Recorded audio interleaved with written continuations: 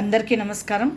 భారతదేశ రాజధాని అయినటువంటి ఢిల్లీలో భారతదేశ ప్రతిష్టాత్మకంగా నిర్వహిస్తున్నటువంటి ప్రపంచంలోనే అతిపెద్ద అంతర్జాతీయ ఏఐ ఇంపాక్ట్ సమ్మిట్ జరుగుతున్న సందర్భంలో, ఆ సదస్సు జరుగుతున్న సందర్భంలో కాంగ్రెస్ నేతలు తప్పుడు పద్ధతిలో రిజిస్ట్రేషన్ చేసుకుని ఆ సదస్సులోకి వెళ్ళి వాళ్ళు అర్ధనగ్నంగా ప్రదర్శన చేస్తూ, అలాగే రాజకీయ పోస్టర్లని ప్రదర్శించి నిరసన తెలియజేయడం చూస్తూ ఉంటే ప్రతిపక్ష నేత రాహుల్ గాంధీ ఆదేశాల మేరకు జరిగిన ముందస్తు కుట్రంగా బీజేపీ, భారతీయ జనతా పార్టీ భావిస్తూ ఉంది.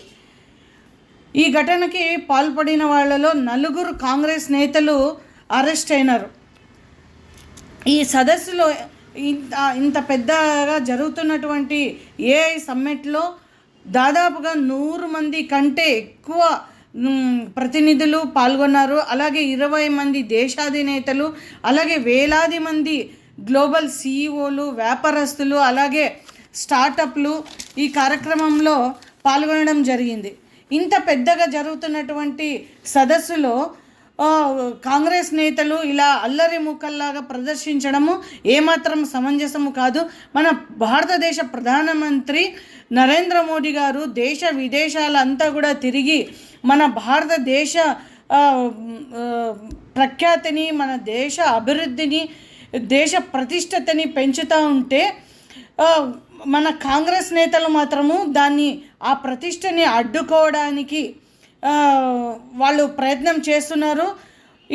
ఇదే కాదు, వాళ్ళు ఈ గతంలో కూడా G20 సదస్సుని మరియు అలాగే భారత సైన్యం ప్రతిష్టాత్మకంగా చేపట్టినటువంటి సర్జికల్ స్ట్రైక్ను కూడా కాంగ్రెస్ ప్రశ్నించిన తీరు దేశ ప్రజలకి ఇప్పటికీ గుర్తుంది.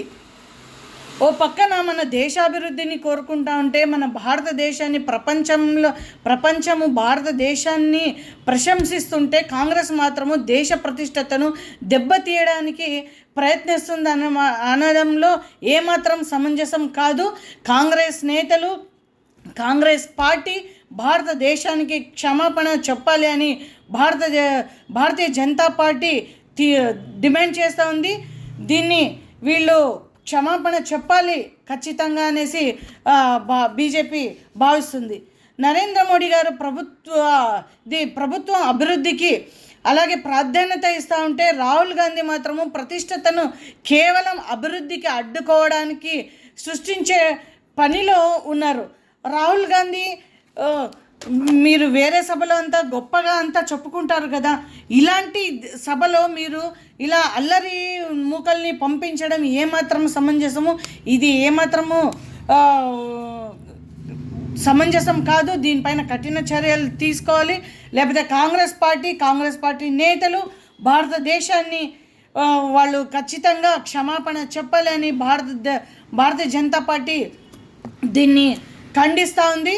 అలాగే ఈరోజు మనం చూస్తూ ఉంటే దేశవ్యాప్తంగా కూడా భారతీయ జనతా పార్టీ యువ మోర్చా, అలాగే భారతీయ జనతా పార్టీ నాయకులు కాంగ్రెస్ ఆఫీసులని ముట్టడి చేస్తూ ఉన్నారు. కాంగ్రెస్ పార్టీ నేతలను క్షమాపణ చెప్పాలి అనేసి నిరసన తెలియజేయడం జరుగుతూ ఉంది. జై హింద్, జై భారత్ మాత.